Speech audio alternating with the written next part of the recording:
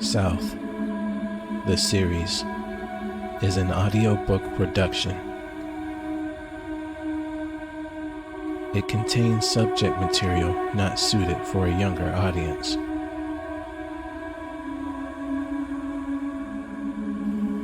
Listener discretion is advised.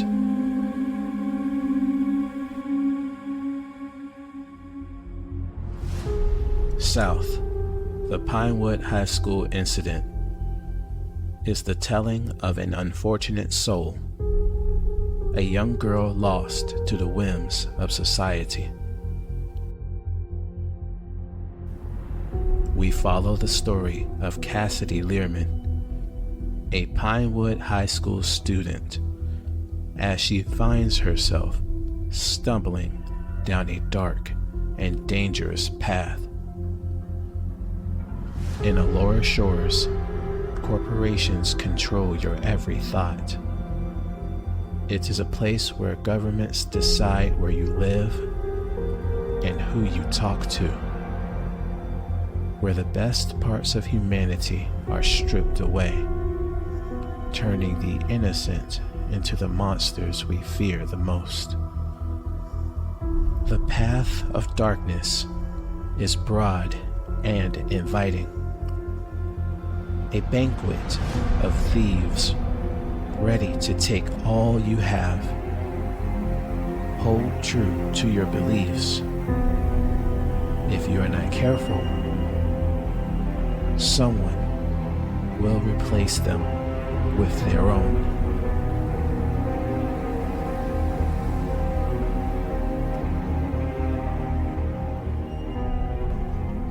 Previously on South, the Pinewood High School incident, Cassidy follows through with her attempt to spy on Lydia and Elizabeth, meeting at the restaurant on the docks. Her effort goes smooth enough, barring a near disastrous fumble by Jerry, and she learns that the coven is set to attempt something at the homecoming game.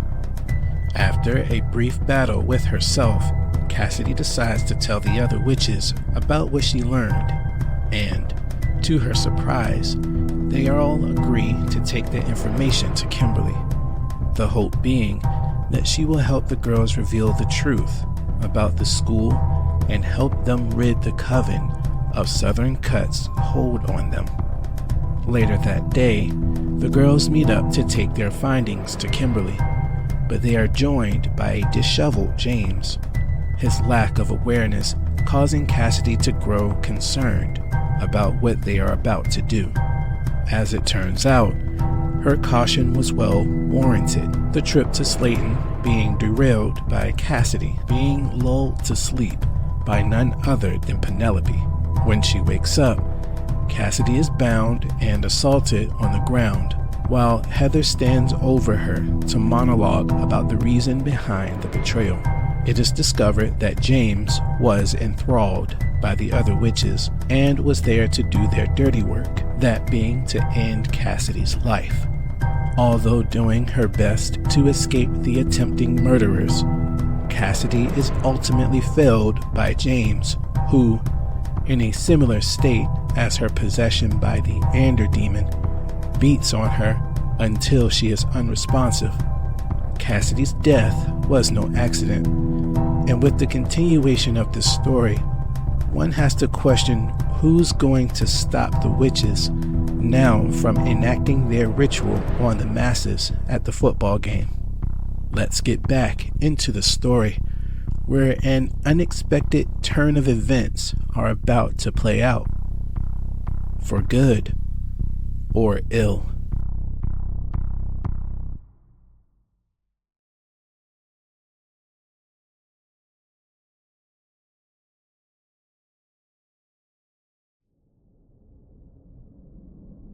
Death didn't feel like she thought it would.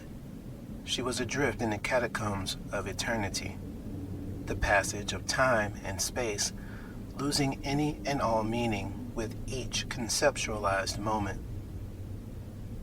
Was it a moment? Or was it the remnants of her mind trying to make sense of death? Either way, it was of no significance to her. She had ceased to be.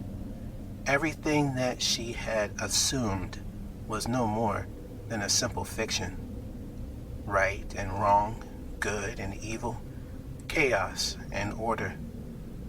Nothing was anything anymore, and nothing else mattered.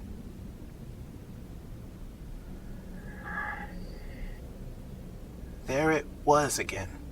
Something in her was still there. It had managed to keep her thoughts going despite her attempts to stay dead. Even as she felt nothing, she was able to feel her thoughts, a frustration in the grand expanse of her eternal slumber.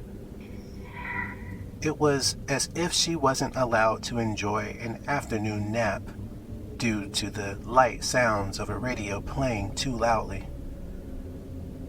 If she had arms, she would turn it off, but she didn't, did she? She tried to shift towards the noise and instantly felt her body, lightly and almost certainly numb, but it was still there. Her thoughts began to swim with more questions than she wanted, and realized, as soon as she felt the searing pain pulsing in her head, that she was still breathing. She was actually still alive. She might have screamed, most certainly she did, but she was still losing her sense of time. Whatever had happened to her wasn't as permanent as she thought it would be, but she wasn't completely unscathed from the ordeal. She felt and heard a lot of things in the time that she was drifting in and out of consciousness, primarily the voice of someone she didn't know. It was a male voice, and she felt him touching her, not in a gross abusive way, but he was helping her. She didn't see it happening, but based on how she was beginning to come to her senses, she understood that she was in someone's care. It felt like it was daytime, because when she had finally managed to maintain being alert, she slowly opened her eyes to the brightest interior she had ever witnessed in her life. It was as if James was still beating her, the dim lights of wherever she was only dimming after a few minutes. She forced her sight to focus a bit until she saw that she was in an abandoned building of some sort. It was definitely night, and there was graffiti on the dingy walls. Parts of the ceiling and floor were damaged and degraded, and the earthy smell of wet moss made her want to cover her nose. Before she could, however, she vomited due to her concussion. She lay back on the makeshift bed that was a large bundle of leaves covered with an abandoned sheet, and lost consciousness again. She didn't dream.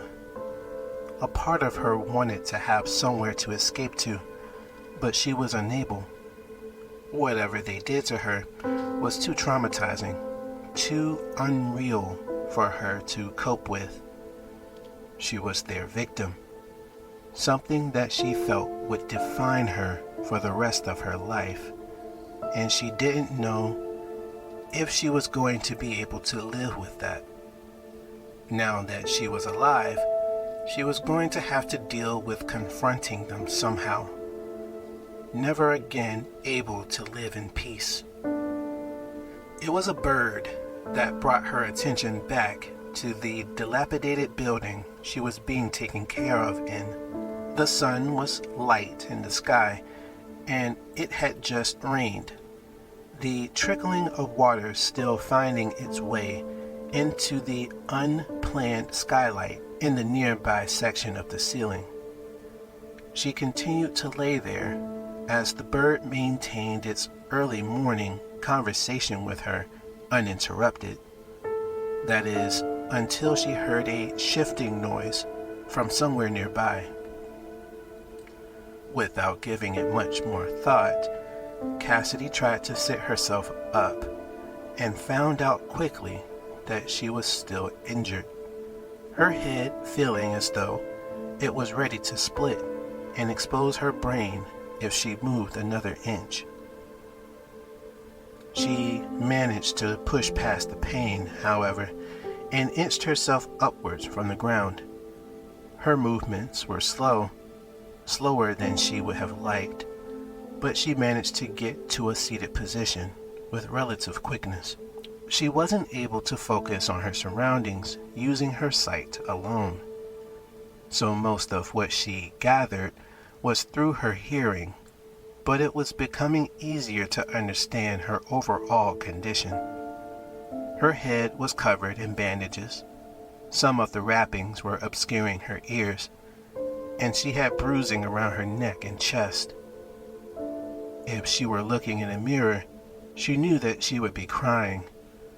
Part of her wanted to anyway, but there were too many questions to be puzzled out. One of them was answered a bit too fast for her to come to terms with. The figure of a taller, older man approaching from the other side of the space. "Oh, you're finally awake."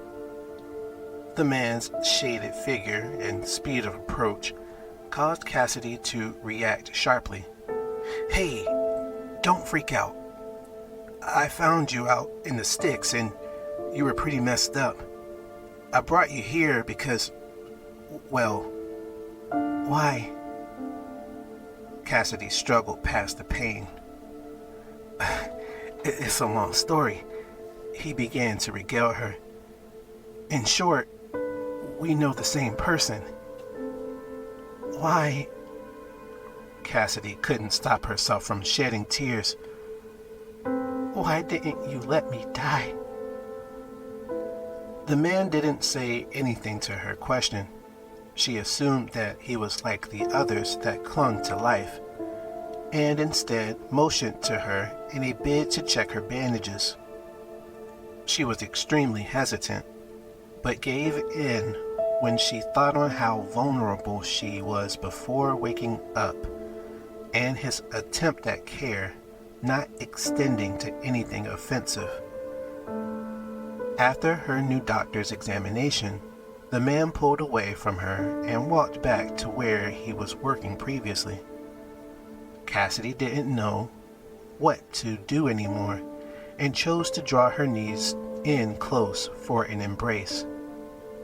She stayed like that for some time until the man returned to her, this time bearing food.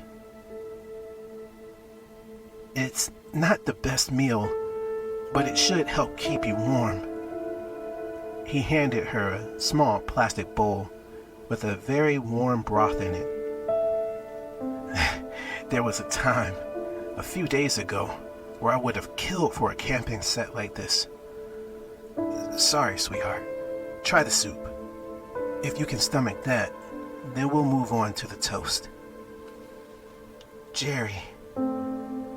Cassidy let the name slip from her mouth as she attempted the liquid meal. That's what she calls herself now. There was a slight look of disgust on his face at the mention. "Black woman, looks a bit older than 30, and wears braids, yeah? We have a history together. My name is Andrew, but my friends call me Chip. Was a cop. But I won't bore you with the details. I was scared when I found you. Your Jerry didn't let me know what was going on, or else I would have called for more help." Cassidy looked at him after taking her time with the broth. Each sip hurt, but she was willing to suffer through it if it meant getting an actual meal. He continued on about how he had picked her up and carried her for miles before stopping where they were. His detailed explanation of the events began to make her feel more at ease than she initially thought knowing them would. When he got to the part where he mentioned her losing control of her bladder, she looked away in embarrassment, but he continued anyway. "There was nothing else I could have done," he said while looking away. "Like I said, I would have taken you to the hospital, but—" "I know." Cassidy assured him that she knew who they were dealing with. Now here comes the uncomfortable part. Chip readied himself by leveling with her and crossing his legs. "Why were you out here? And why are you working with Jessamine?" Cassidy didn't feel like talking, but she felt that there was no denying her involvement any longer. She began her tale from her meeting with Jerry in school and continued up to the point where she acted as her spy. With her retelling of the events that led up to her assault, she began to see where the cracks were forming in her relationship with the witches. She told him about Amber and how Jerry had approached her with the means to find answers, even telling him about her dealings with her coven and their plans to expose the plot she uncovered. It had all seemed to be too much to believe, but it had seemed as though he was receptive to all of it. "So, she helped you sneak into the school for information?" he repeated as he pondered to himself. "It seems like she's still up to her antics." "I was told by my sisters that we were being used by the school. I needed to find out why she was taken, and I'm sure it starts there." Cassidy leaned into the conversation as she finished to see what Chip thought of her claim. It appeared that he took the information given and was cross-referencing it with his own database. She was patient while he did so, taking the time to catch her breath from the difficult task of speaking past the constant pain. She took the last sip of her broth and set the little cup on the ground next to her. When it had seemed like he was finished compiling the information, he returned to their talk with questions she wasn't expecting. "Do you want to know what happened?" He quickly rephrased. "Do you want to know how we met?" He began his tale at the beginning. Cassidy was treated to much of the filler she didn't ask for, but was unable to escape. He went on about his life as a cop a bit too long, as if she were to believe any of it, and fully detailed his relationship with a detective named Womack. It was quite boring, she thought, the constant going on about how the system he helped maintain had wronged him. She was going to say something, but before she could, he made a face at her lack of response and moved on with his point. "It wasn't until we began to get more trafficking cases that I was brought into the same task force as him and a few others. It didn't make any sense. Where there were originally maybe 6 or so cases a year, it spiked to nearly 20 a month. We were thinking that it was coming from the poor immigration policies, but that didn't add up quite right either. We were stuck for a while until—" "It was her, right?" Cassidy began to shift around in discomfort. "Yeah." Chip looked away from their conversation to think a bit. "She came out of nowhere, or at least it seemed like she did. She helped us track paper trails and cargo routes we would have needed to ask the FBI for. It was all illegal, sure, but we wanted faster answers. Chip lowered his head in what Cassidy thought preparation for heavier news. She was getting better at spotting when someone was going to tell her something horrible, and she didn't like it. She took a deeper breath to try and brace for it, but she quickly let it out and held herself. She needed to stop forgetting that she was still recovering from being assaulted. Chip returned to the conversation with a much more serious expression. His eyebrows narrowed as he focused on the floor at her feet. There was a cold case out in Slayton. We tracked 16 girls to a shipping container about to be sent overseas. Because we were operating illegally, we needed to be careful of how we moved. We were trying to get the search warrant, but Womack got cold feet. It's too risky, he said, but I wasn't having it. I rushed in with Jessamine's help and a few others. When we got there, Chip stopped himself and waited until Cassidy took notice. Were they dead? She assumed.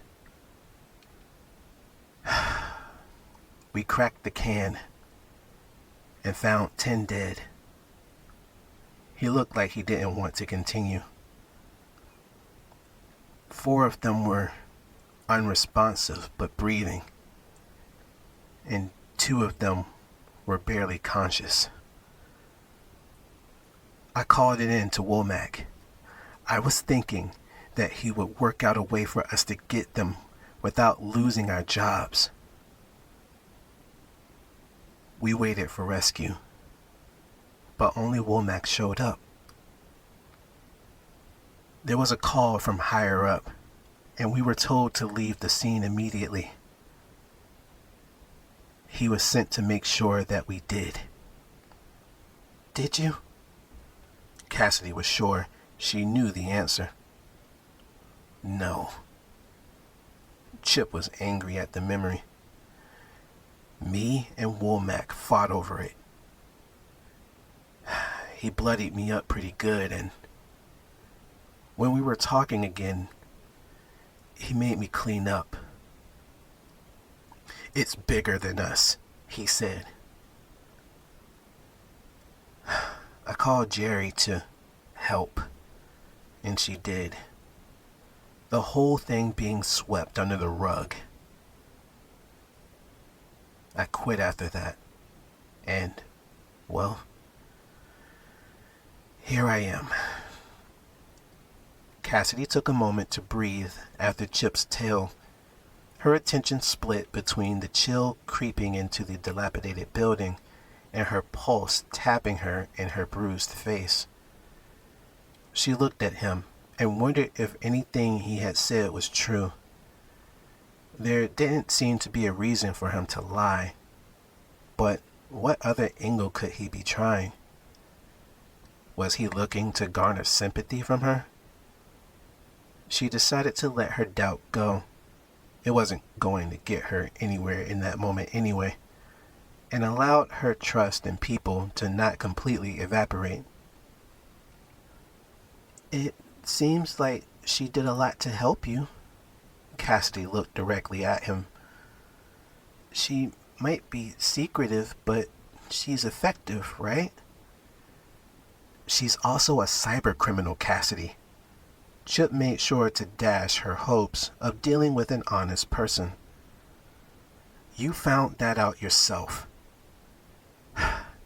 Listen, I'm not saying that you're wrong for wanting to find your sister.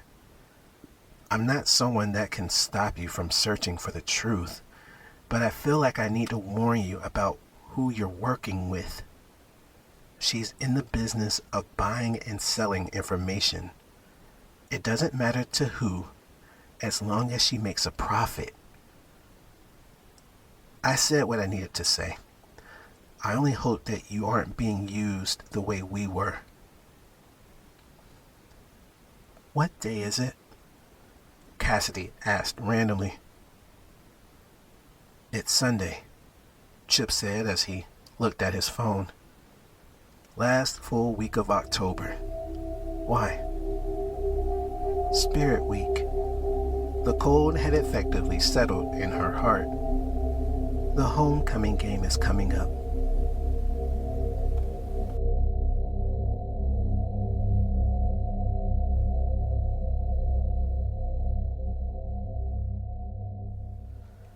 Cassidy didn't sleep much that night, the constant reminder of the betrayal playing non-stop in her mind.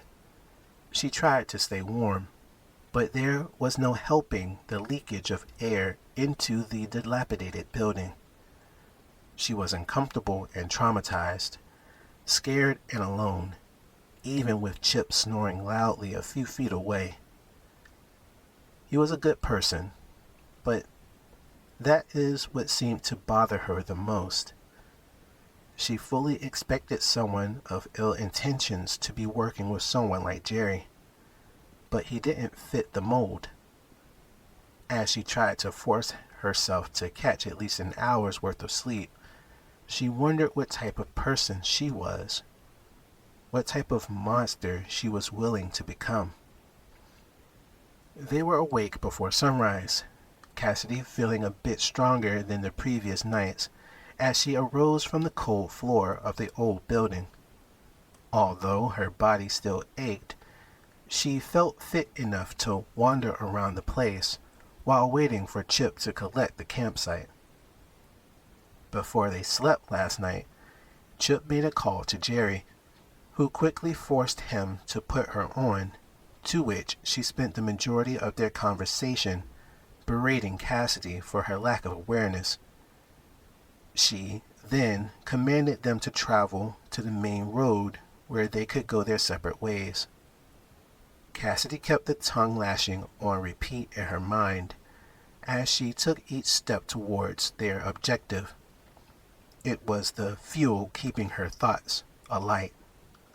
Do you always look like that? Chip asked as they treaded over dirt and gravel. You look like you want to kill someone. Cassidy didn't answer. She knew what he was trying to do.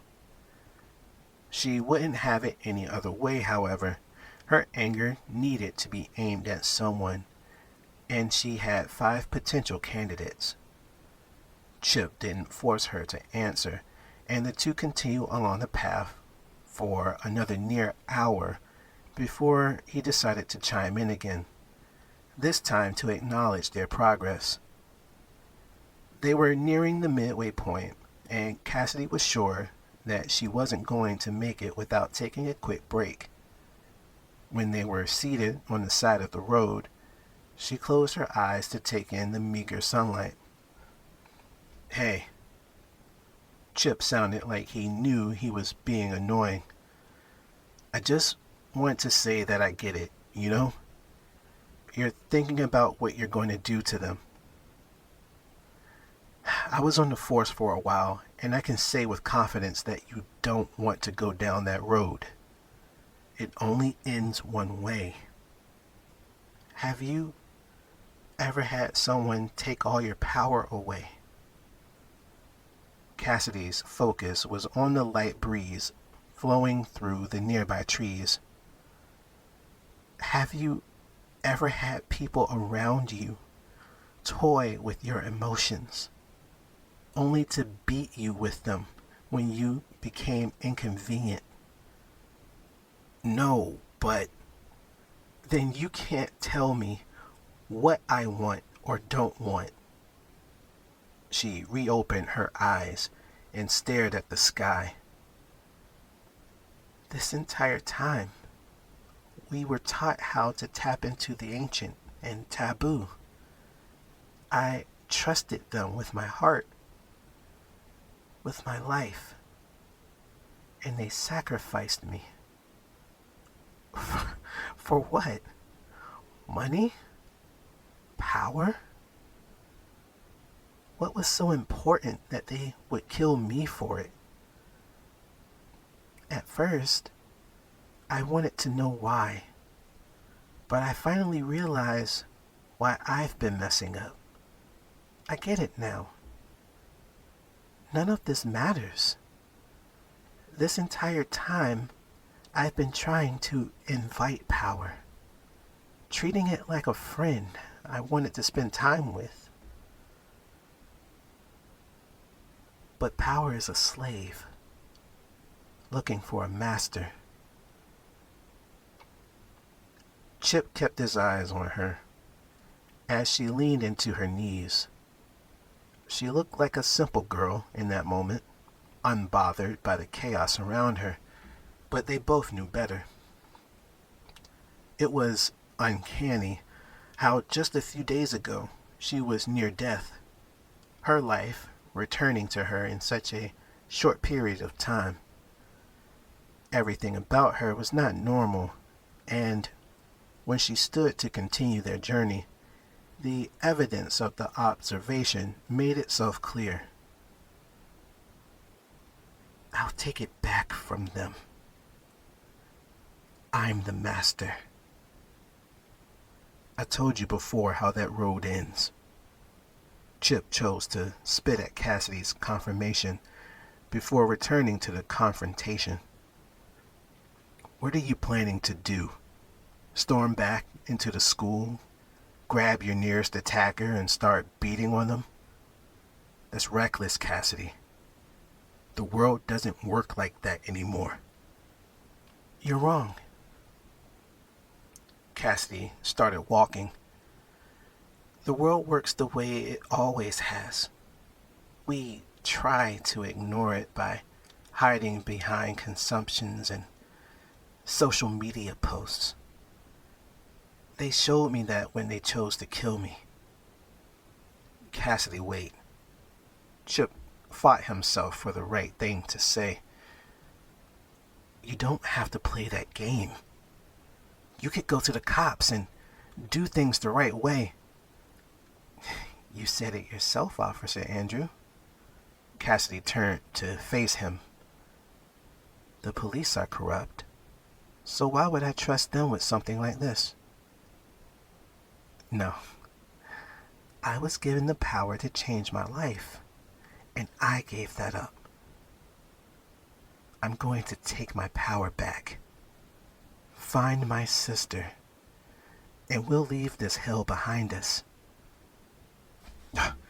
You don't even know where to start looking, girl. He tried to approach her, but she turned away to escape the confrontation. You don't know what you're doing, Cassidy. I don't need your opinion, Chip. They said nothing else as they continued their walk. Chip kept to focusing on the road while Cassidy took in the scenery. She couldn't care less about what he thought about her situation. All that mattered was getting Amber home and confronting the witches. Since she was kicked out of the coven, however, what did that mean? Was she still a witch? Was it worth claiming to be one? Regardless, her focus was set, and she was sure to find the answers to her questions at the end of the path.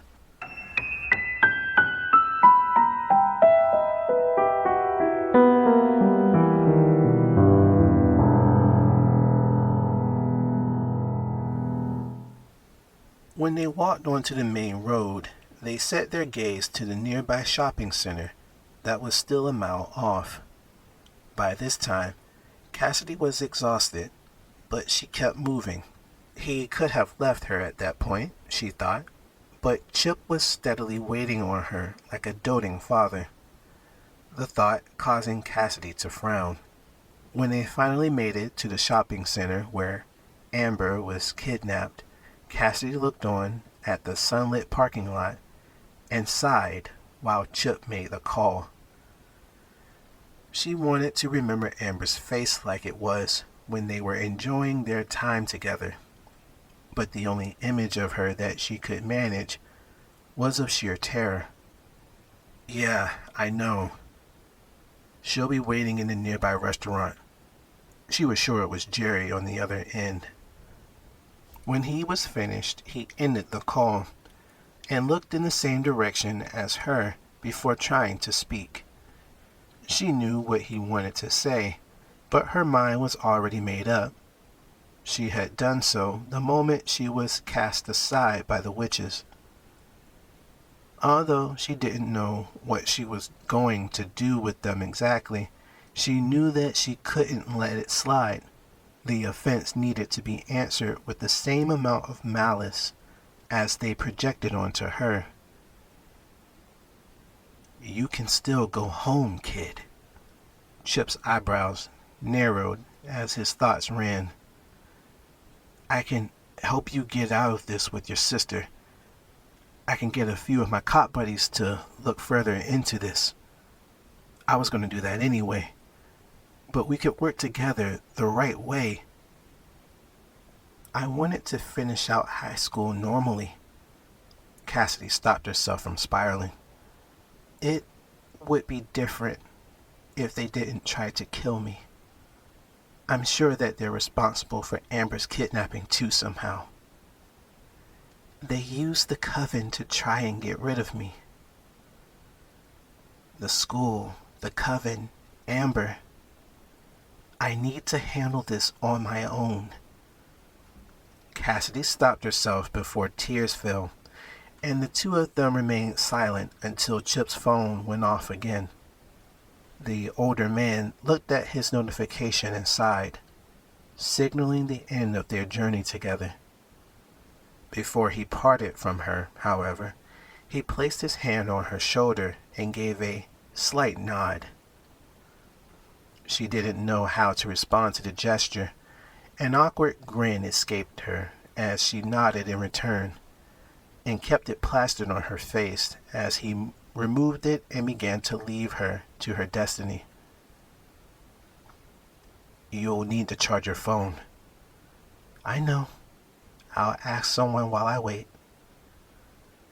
"Give me your number. If I find out anything, I'll..." "Yeah." She gave it to him. "Make sure you find somewhere safe to sleep at night." He was a bit further from her at this point. "The streets get cold at night. Trust me, I know." "I have some places I can go." Chip focused on her a while longer before releasing a sigh and taking a few steps away from her. He stopped to take a last look at her, still staring at the parking lot with her fists clenched, trapped in her mind as the world spun around her. He seemed to wonder what else he could say to persuade her away from walking into Jerry's trap, but nothing else was said. He made his way down the road, past the gas station, just before the entrance to the shopping center, and down the road leading out of her life.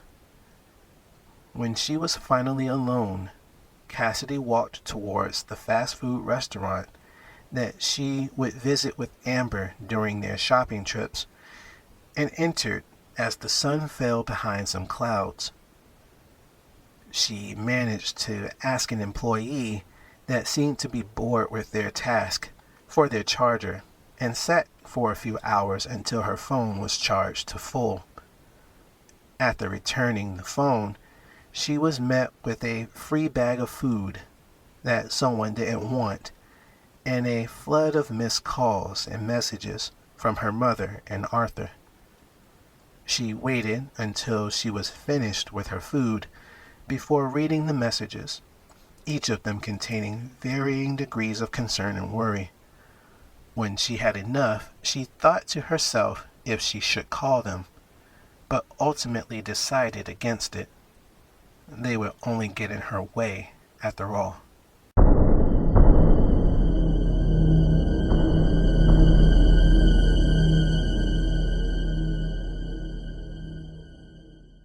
It took a bit longer than she expected, the darkening sky cueing her to start looking to make her way towards her next stop. Only she didn't know where that would be. She hadn't heard anything from Jerry since turning her phone back on. Something she was sure wasn't going to be a problem, but there she was, in the middle of Cadmart, staring at the electronics. She was following the exact path her and Amber took The night she was taken, she was by the baby aisle when her phone rang, the cat jingle she was once ecstatic to hear, now making her shiver with anxiety. I trust Chip didn't say anything too revealing about me. There were no sounds where Jerry was, a quiet that seemed uncharacteristic. I hope you've learned to listen to me now. Yeah. Cassidy, over the course of the last few days, lost all of her energy to fight back. If that's true, then I need you to pay attention to what I found. Jerry began to pace around where she was.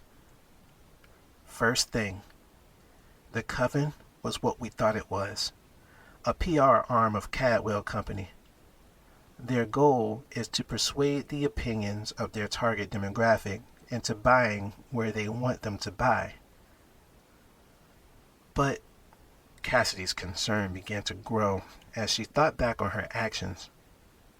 Why us? Why the school? It's like Amber found out, probably before they got to her.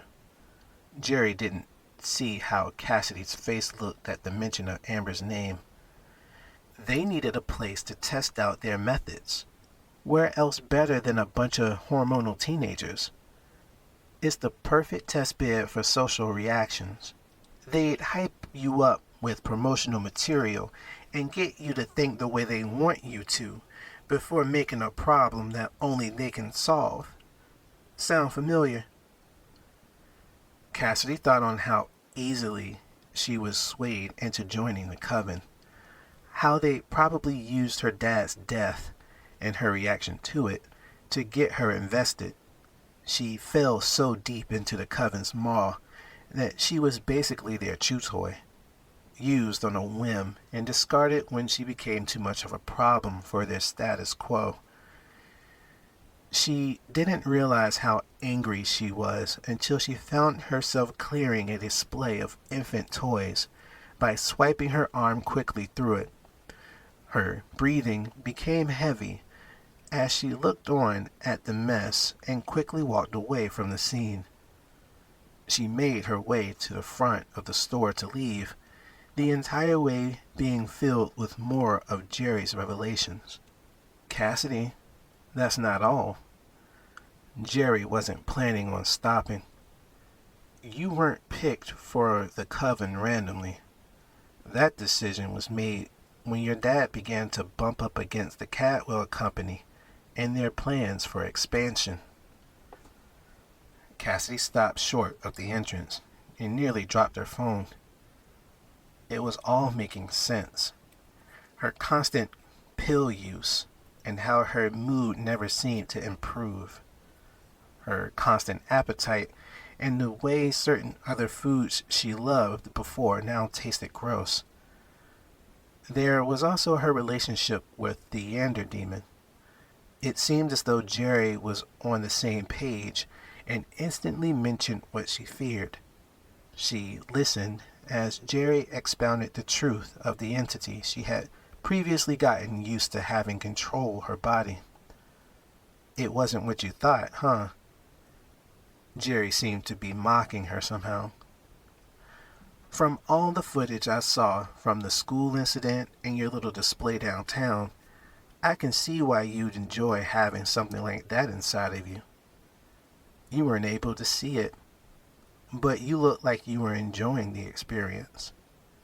To answer your question about it, no, it wasn't some spirit or whatever, but a reaction to an external emission. Amber mentioned it before, didn't she? Cassidy nodded as if Jerry could see. Isotope 347 was changed to not only target bacterial strands in meat, but hormonal production. Didn't you think it weird that you were healing abnormally fast from your more serious wounds? What about your stronger than average strength and speed? All of it was a manipulation, Cassidy. You were pre-selected from the start, probably because of your dad's status, maybe because your desperate attempts to end it all, or maybe it was random. You were a slave to the system from the start, Cassidy.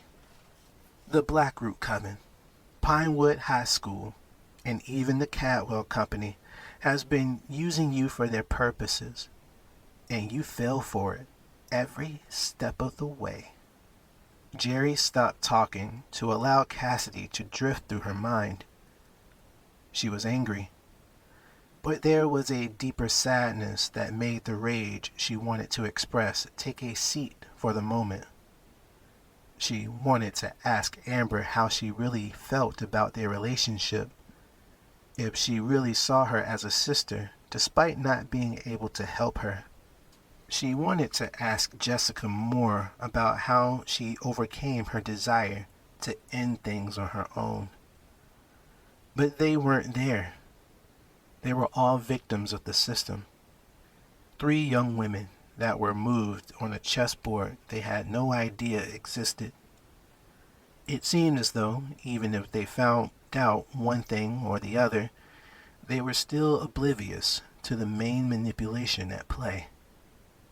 She left the store and made her way towards the main road, Jerry still on the other end of the line, as if waiting to hear her respond. Cassidy didn't want to say anything, however, choosing to remain in her mind to wrestle with all the things she'd been exposed to in the last few months. She reached the main road near where she split from Chip earlier and sat on the curb. As the last slivers of daylight left the city, she pondered what she was going to do to them. Who was she going to approach first?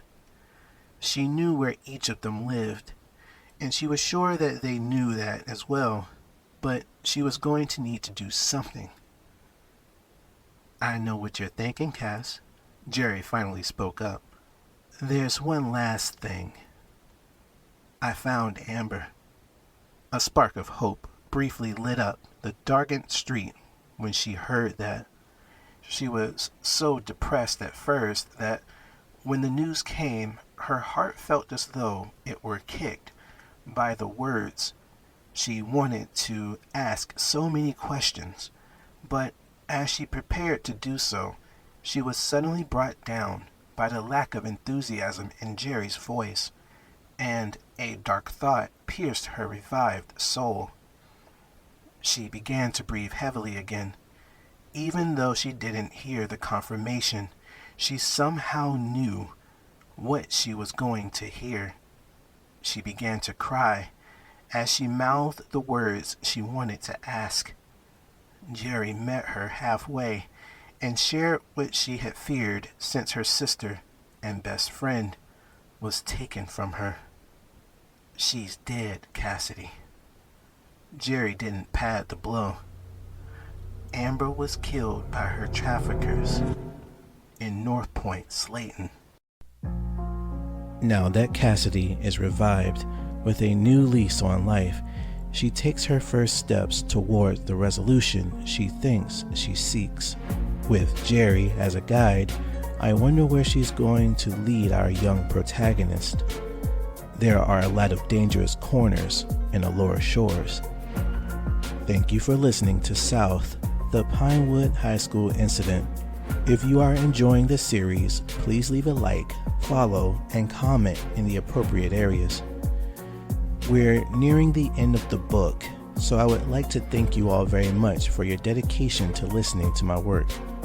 This is a 10-part book series, so there will be more content in the future, Lord willing.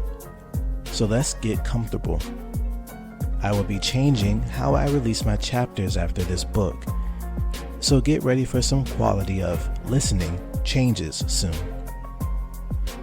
You can follow me on X at the writer Wesley, YouTube at Wesley the Writer, and I'll be updating my email soon, so get ready to flood my inbox. Music and sounds that are heard in this podcast come from freesound.org, pixabay.com, and FesleyanStudios.com. Thank you again, and I can't wait to continue our story next time. Until then, remember, the mind is the battleground. Be careful which side you give aid. Catch you later.